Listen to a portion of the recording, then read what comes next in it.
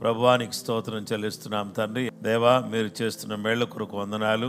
అనేక మంది జీవితంలో మీరు చూపిస్తున్న నీ యొక్క కృపను బట్టి, నీ దయను బట్టి, నీ వాత్సల్యతను బట్టి నీకు కృతజ్ఞతలు చెల్లిస్తున్నాం.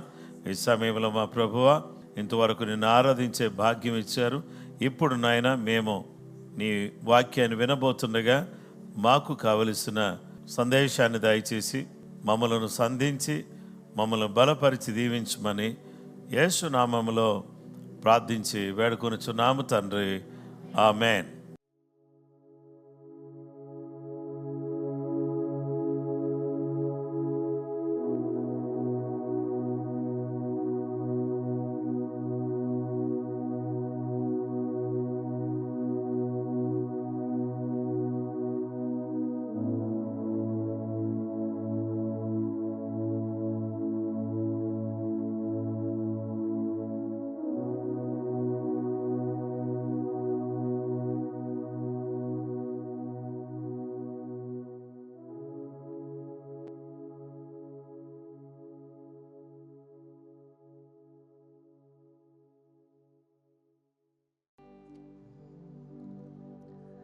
నాదంటూ లోకాన ఏది లేదయ్యా,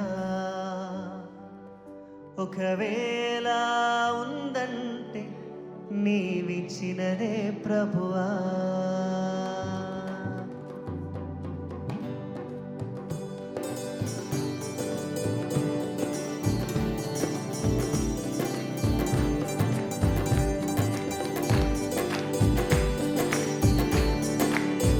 అందరూ చప్పట్లు కొడదాం.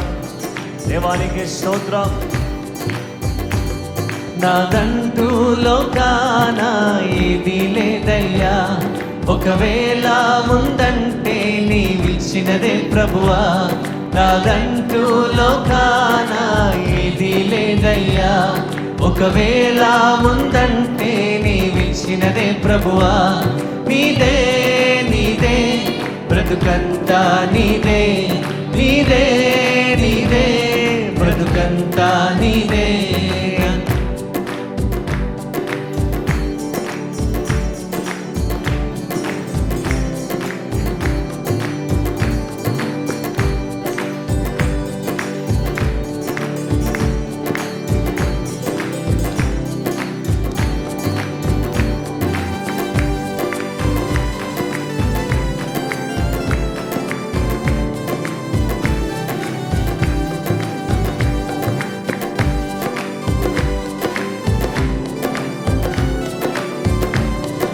ఉన్న సామర్థ్యం,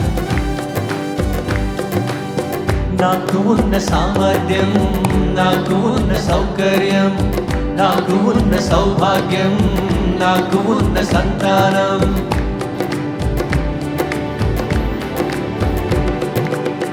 నాకు ఉన్న సామర్థ్యం, నాకు ఉన్న సౌకర్యం, నాకు ఉన్న సౌభాగ్యం, నాకు ఉన్న సంతానం, అనుభవించే ఆరోగ్యం, ఆరగించే ఆహారం, అనుభవించే ఆరోగ్యం, ఆరగించే ఆహారం, కేవలం నీదేనయ్యా, కేవలం నీదేనయ్యా. నాదంటూ లోకాన ఏది లేదయ్యా, ఒకవేళ ఉందంటే నీవిచ్చినదే ప్రభువా. నాదంటూ లోకాన ఏది లేదయ్యా, ఒకవేళ ఉందంటే నీవిచ్చినదే ప్రభువా. నీదే నీదే బ్రతుకంతా నీదే, నీదే నీదే బ్రతుకంతా నీదే.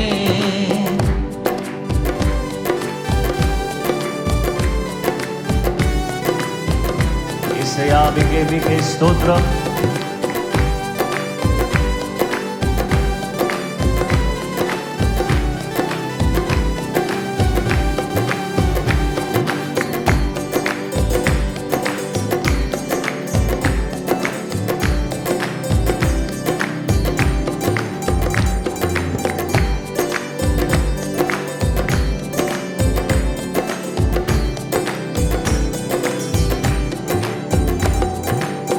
నాకు ఉన్న ఈ బలం, నాకు ఉన్న ఈ పొలం, త్రాగుచున్న ఈ జలం, నిలువ నీడ ఈ గృహం.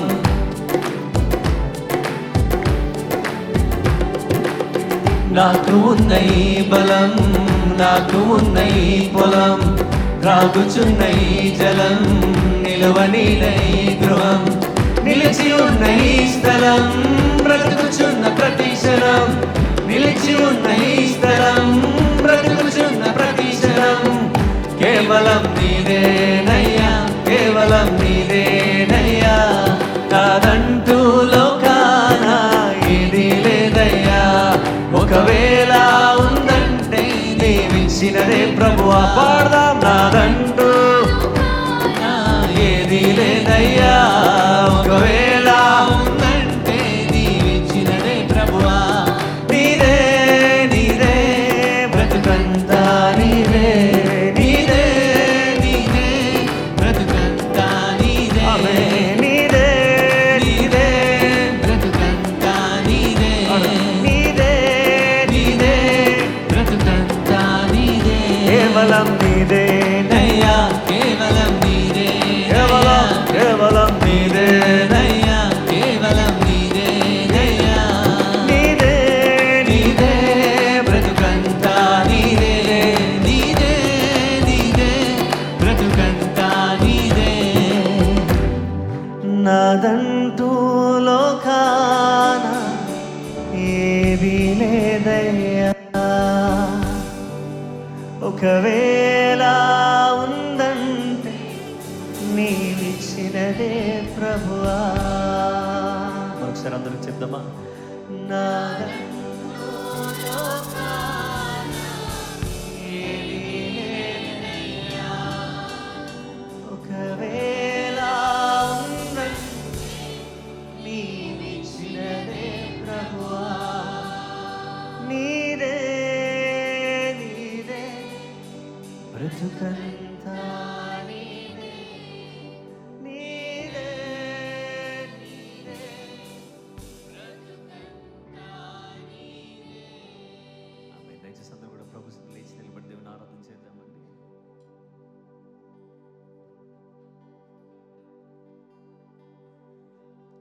అత్యున్నత సింహాసనముపై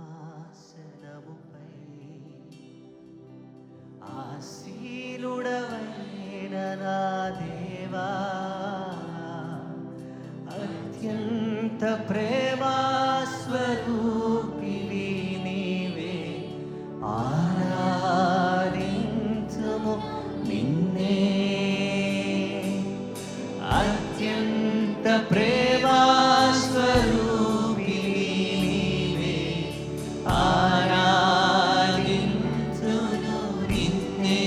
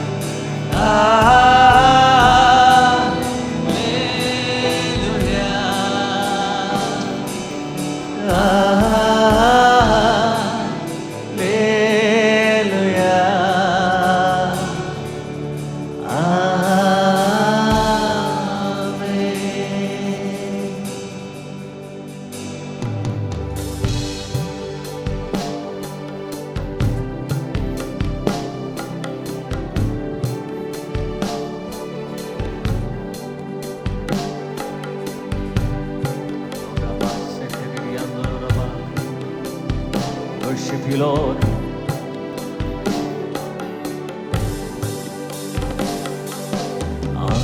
ఆశ్చర్యకరుడా స్తోత్రం,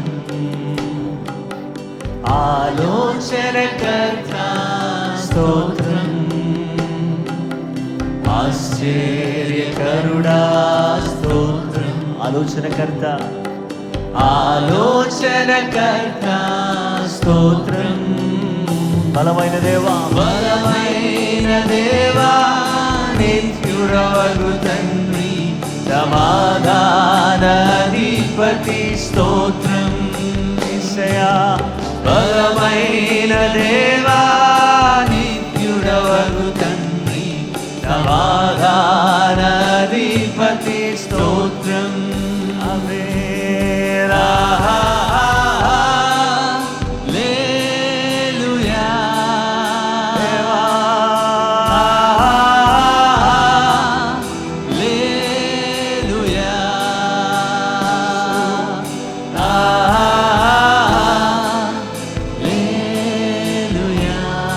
మరొకసారి ఆమేన్.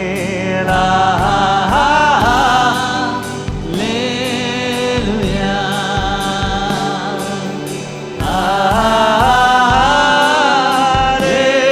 హల్లెలూయా,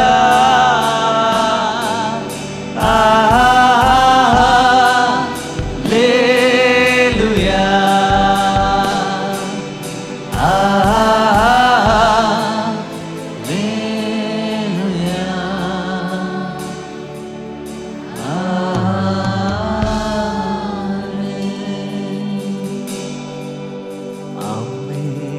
నన్నువాడ స్తోత్రం.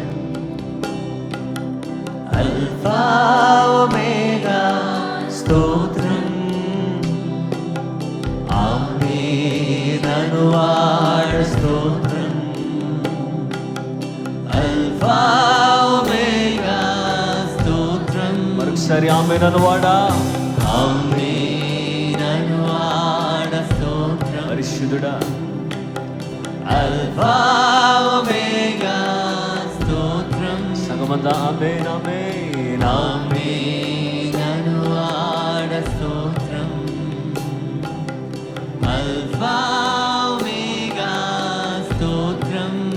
అగ్ని జ్వాలల వంటి, అగ్ని జ్వాలల వంటి కన్నులు గలవాడా, అత్యున్నతుడా స్తోత్రం.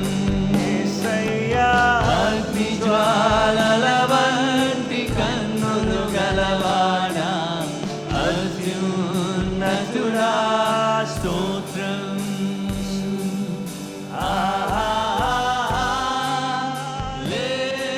హల్లెలూయా,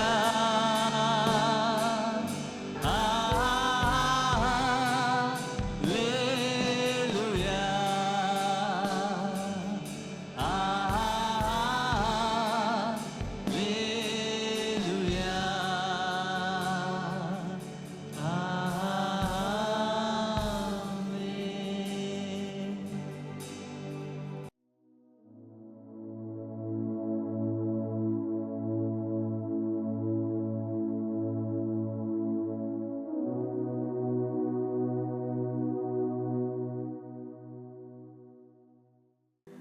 రిచెస్ ఆఫ్ క్రైస్ట్, క్రీస్తు ఐశ్వర్యము అనే అంశాన్ని గూర్చి ఈరోజు దేవుని వాక్యాన్ని మనం వినబోతున్నాం.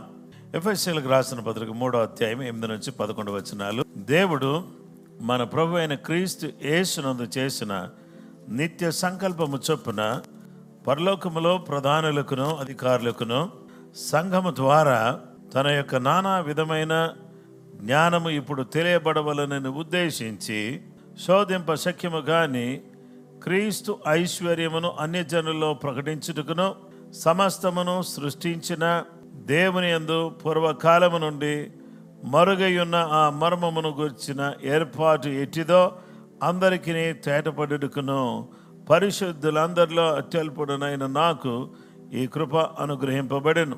ఈరోజు క్రీస్తులో మరుగు చేయబడిన ఐశ్వర్యం, క్రీస్తు నందు ఉంచబడిన ఐశ్వర్యం, అది మనందరికి కూడా కలగాలని, క్రీస్తు ఐశ్వర్యాన్ని మనం అందరం కూడా పొందుకోవాలని అపోస్తలుడైన పౌలు కోరినటువంటి వాడై ఆయన ఏం చేస్తున్నాడంటే అందరూ కూడా శోధింప శక్యము గాని క్రీస్తు ఐశ్వర్యం అన్య జనుల్లో ప్రకటించబడాలి అనేటటువంటి సదుద్దేశంతో సత్సంకల్పంతో పౌలు గారు ఏం చేశారంటే అందరికి కూడా ఈ సువార్తను ప్రకటించడం ప్రారంభించారు. దాని ఉద్దేశం ఏంటంటే, అయ్యా మీరు సువార్త ఎందుకు చెబుతున్నారు, మీరు ఎందుకు యేసు ప్రభువుని గురించి మీరు మాట్లాడుతున్నారు, యేసు ప్రభు సువార్త మీరు ఎందుకు చెబుతున్నారు అని ఎవరైనా మిమ్మల్ని అడిగితే దానికి కారణం, దానికి అర్థం ఏంటంటే, సువార్త ఎందుకు మీకు చెప్పబడుతూ ఉంది అని అంటే, మిమ్మల్ని అందరినీ కూడా ఐశ్వర్యవంతులుగా చేయాలనే ఉద్దేశంతోనే సువార్త చెప్పబడుతుంది. చాలామంది ఏమనుకుంటారంటే, మత మార్పిడి కోసం ఈ మాటలు చెబుతున్నారేమో, మన మతాన్ని మార్చేయడం కోసం, మన మతాన్ని వాళ్ళ మతంలో కలుపుకోవడం కోసం ఇలాంటి మాటలు చెబుతున్నారేమో అనేటటువంటి ఒక అపోహ ఉంటుంది. ఎవరు బలవంతంగా మరొక వ్యక్తి యొక్క మతాన్ని, అభిమతాన్ని మార్చలేరు. అసలు ఒక వ్యక్తికి ఇష్టం లేకపోతేనే ఒక మంచి డిష్ మనం తయారు చేసి పెడితే ఆ వ్యక్తికి ఆ డిష్ ఇష్టం లేదు, ఆ వంటకం ఇష్టం లేదు, అతను తినిపించడం మన వల్ల కాదు. అలాంటిది ఒక మతంలో ఉన్న వ్యక్తిని మరొక మతంలోకి ఈజీగా మార్చేయడం అనేది జరుగుతుందంటారా?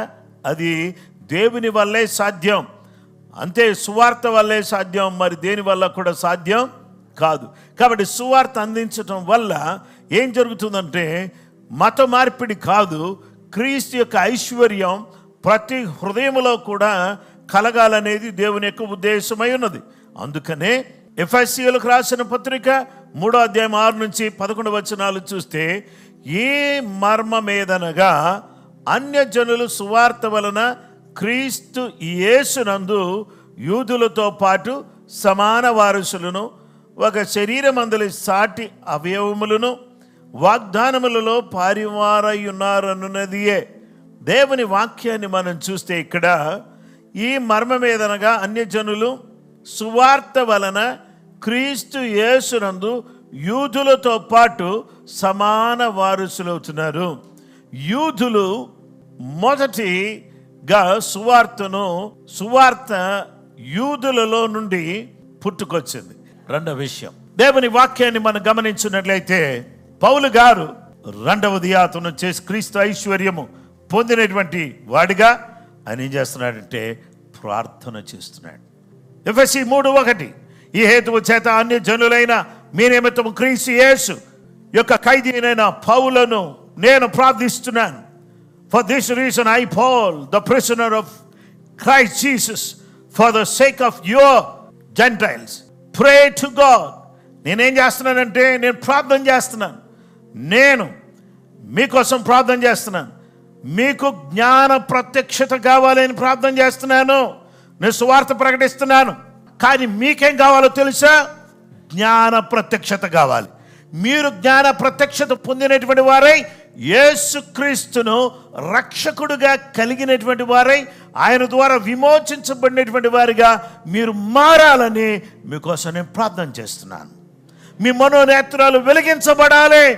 ఎలీషా తన పనివాడు వచ్చి ఎలీషా దగ్గర ఏమన్నాడు? అయ్యా ఏలినవాడా, ఇదిగో మన చుట్టూ కూడా గుర్రాలు, రథాలు మన మీద పడి మనల్ని నాశనం చేయడానికి వచ్చేస్తున్నారయ్యా అన్నప్పుడు ఎలీషా అన్నాడు, నా పక్కనే ఉన్నాడు కానీ వీడి కళ్ళు మూయబడే ఉన్నాయి, నా పక్కనే ఉన్నాడు, నాతోనే ఉన్నాడు.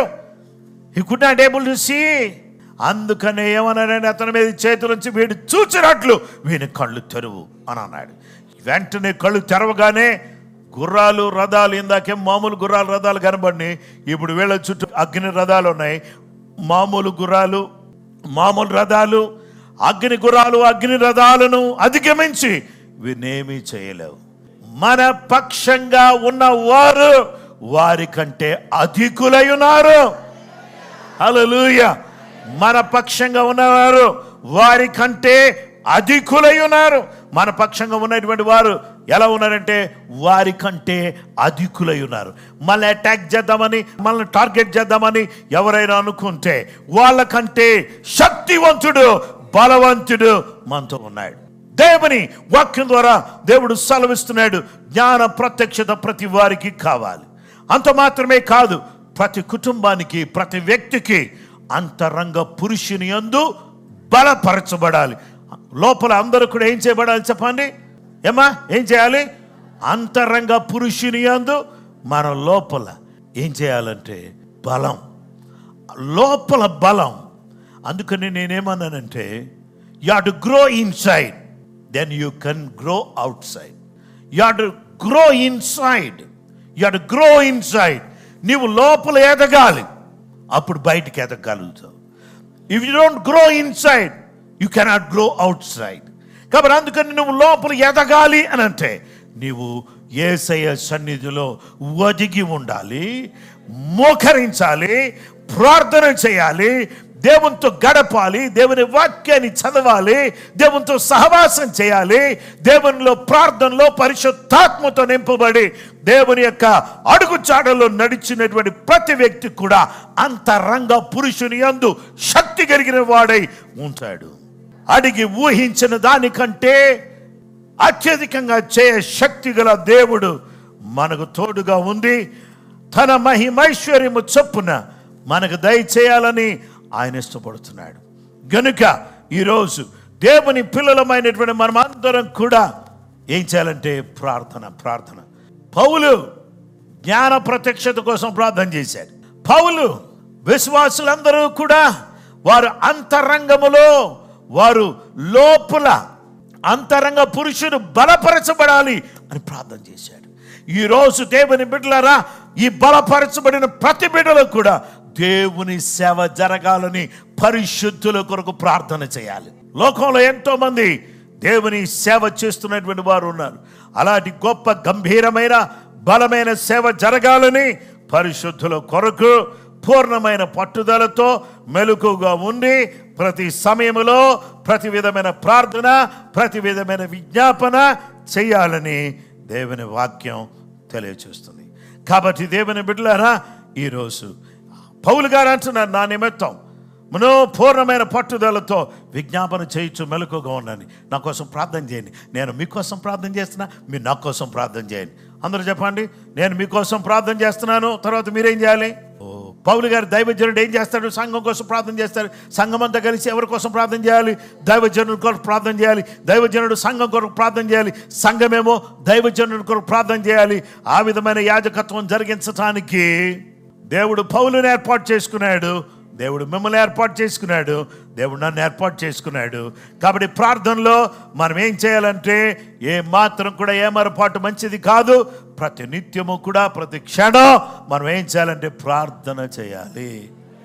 హల్లెలూయా, ప్రైజ్ ది లార్డ్, హల్లెలూయా. ఏం చేయకూడదు అంటే అలిసిపోకూడదు. ప్రార్థన చేయడానికి ఏం చేయకూడదు? దేవుని బిడ్డలారా, ఈరోజు ఇప్పటికిప్పుడే ఇన్స్టెంట్గా అన్నీ అయిపోవాలని చెప్పేసి అనేటటువంటి దినాలు ఇవి. ఈరోజు ఏదైనా సరే ఇన్స్టెంట్గా చూడండి, ఎంత ఆర్డర్ ఇచ్చిన 2 నిమిషాలు 3 నిమిషాల్లో అన్నీ కూడా వచ్చేయాలని మనం ఎదురు చూస్తున్నాం. ఆలస్యమైతే ఇంత ఆలస్యం ఎందుకు అయింది అని అంటాం. దేవుని బిడ్డలారా, మనం అందరం కూడా ఇన్స్టెంట్గా ఇప్పుడే రావాలి, ఇప్పుడే జరిగిపోవాలి అని అనుకుంటున్నాం. అయితే మనం అందరం కూడా ఏం చేయాలంటే అద్భుతమైన రీతిలో, ఆశ్చర్యమైన రీతిలో దేవుని సన్నిధిలో మనం ప్రార్థన చేయాల్సినటువంటి బిడ్డలుగా మనం ఉన్నాం. గనుక దేవుని బిడ్డలారా, ఇలా ప్రార్థన చేస్తూ ముందుకు సాగుతున్నప్పుడు మన జీవితంలో జరిగేటటువంటి అద్భుతమైన కార్యం ఏంటంటే మనం పరిపూర్ణులుగా మార్చబడతాం. ఆమేన్. ప్రకటన క్రీస్తు ఐశ్వర్యం మనలోకి తీసుకొస్తుంది. అలా రావడానికి కృపగల దేవుడు మనకు సహాయం చేయును కాక.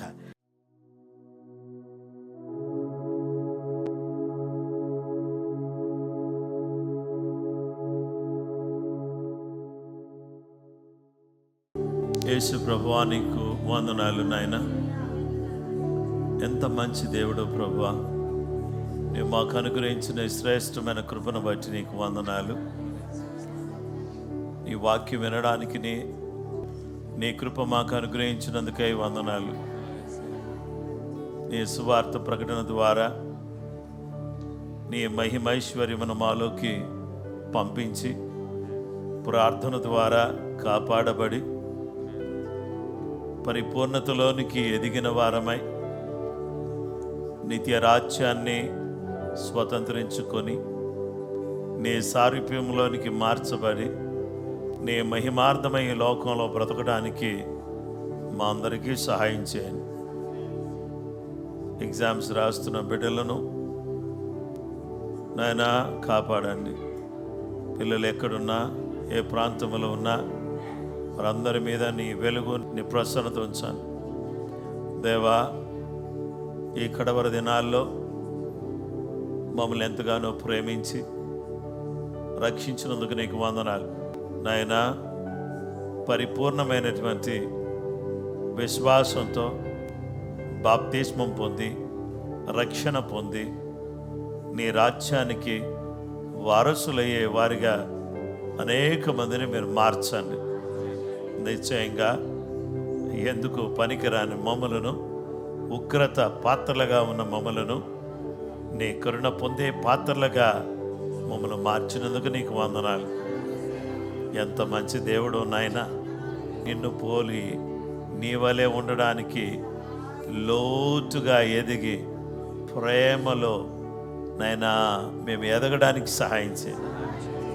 ఆత్మ సంబంధమైన ఎదుగుదలను, ఆత్మీయ రూపాన్ని మాకు దయచేసి మేమందరం కూడా నిన్ను పోలిన వారిగా బ్రతకడానికి సహాయం చేయమని. వృద్ధులను కాపాడండి, యవనస్తులను దర్శించండి, అనేక మంది రక్షణలోకి రావడానికి సహాయం చేయండి. చిన్న బిడ్డల మధ్యలో జరుగుతున్న పరిచయం దీవించండి. ఈ సమయంలో ప్రతి కుటుంబాన్ని కాపాడండి, ప్రతి బిడ్డను దీవించండి. నీ అడుగు జాడల్లో నడవడానికి అందరినీ ఆశీర్వదించి దీవించమని యేసు నామములో అడుగుచున్నాము తండ్రి. మన పరమ తండ్రి దేవుని ప్రేమ, కుమారుడైన యేసుక్రీస్తు ప్రభు వారి యొక్క కృప, పరిశుద్ధాత్మ దేవుని అన్యోన్య సహవాసం, సమాధానం చేరువన మనకును సకల లోకములోని పరిశుద్ధులకు సదా తోడే నడిపించును గాక. ఆమేన్.